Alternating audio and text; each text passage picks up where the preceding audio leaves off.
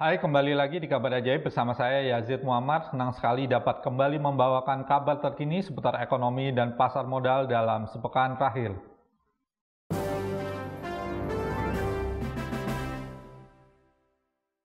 Kita memasuki kabar yang pertama. Pemerintah optimistis ekonomi Indonesia tumbuh 5,5% pada tahun 2021.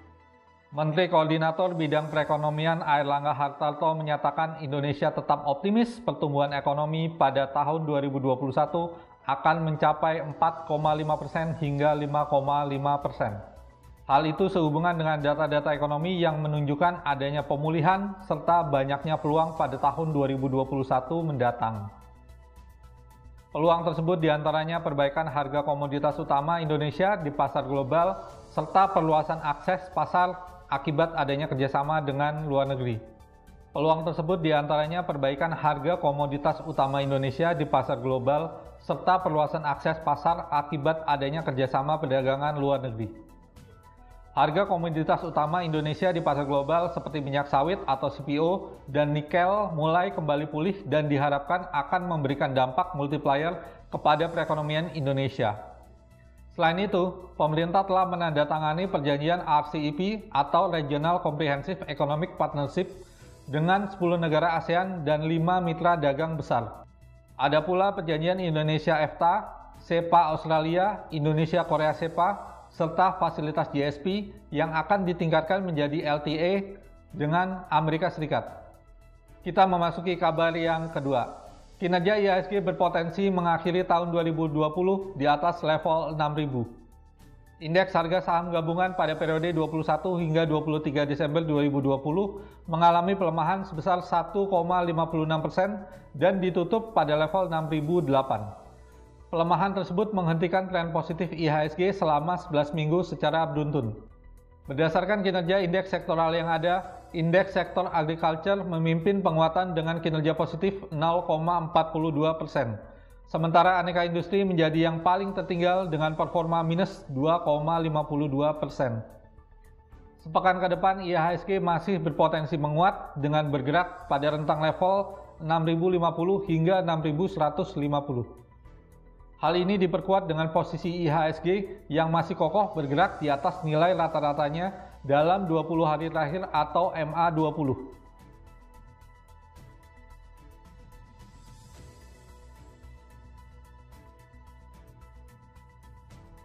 Kita memasuki kabar yang ketiga.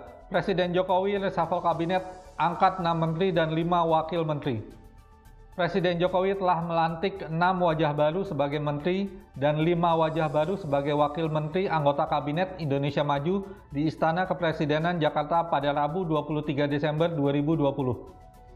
Ke-6 menteri yang dilantik tersebut diantaranya Tri Risma hari ini sebagai Menteri Sosial, Sandiaga Uno sebagai Menteri Pariwisata dan Ekonomi Kreatif, Wahyu Sakti Trenggono sebagai Menteri Kelautan dan Perikanan, Budi Gunadi Sadikin sebagai Menteri Kesehatan, Muhammad Lutfi sebagai Menteri Perdagangan, Yakut Khalil Qaumas sebagai Menteri Agama. Sementara itu, kelima wakil menteri yang dilantik yakni Letnan Jenderal Muhammad Herindra sebagai Wakil Menteri Pertahanan, Edward Komar Syarif Hiaris sebagai Wakil Menteri Hukum dan Hak Asasi Manusia, dan T. Saksono Harbuwo sebagai Wakil Menteri Kesehatan, Harfiq Hasnul Kolbi sebagai Wakil Menteri Pertanian, Pahala Nugraha Mansyuri sebagai Wakil Menteri Badan Usaha Milik Negara atau BUMN.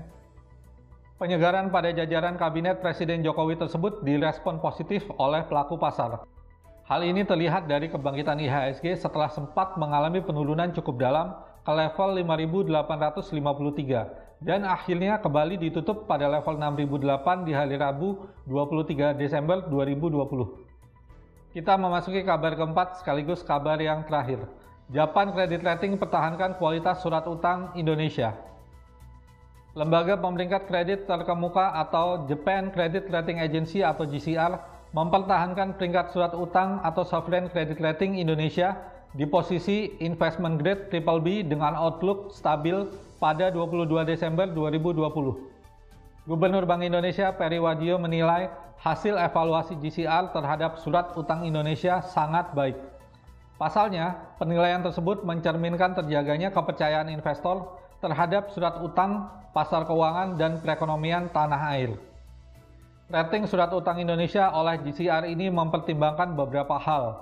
Pertama, pertumbuhan ekonomi Indonesia yang relatif terjaga, meski sempat resesi karena tumbuh negatif dalam 2 kuartal berturut-turut, yaitu minus 5,32% pada kuartal kedua dan 3,49% pada kuartal 3. Kedua, upaya pemerintah untuk mengendalikan dampak pandemi virus corona atau COVID-19 terhadap perekonomian.